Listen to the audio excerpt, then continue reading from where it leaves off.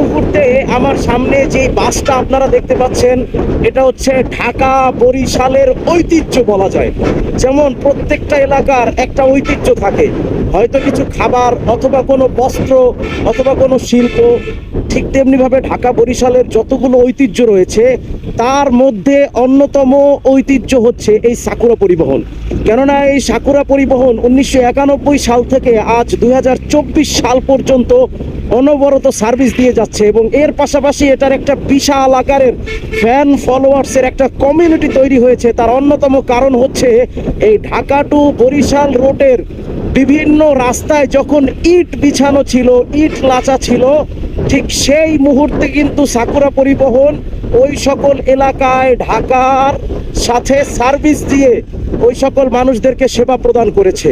সেই জন্যই এই পরিবহনের একটা বিশাল আকারের ফ্যান ফলোয়ার্সের তৈরি হয়েছে।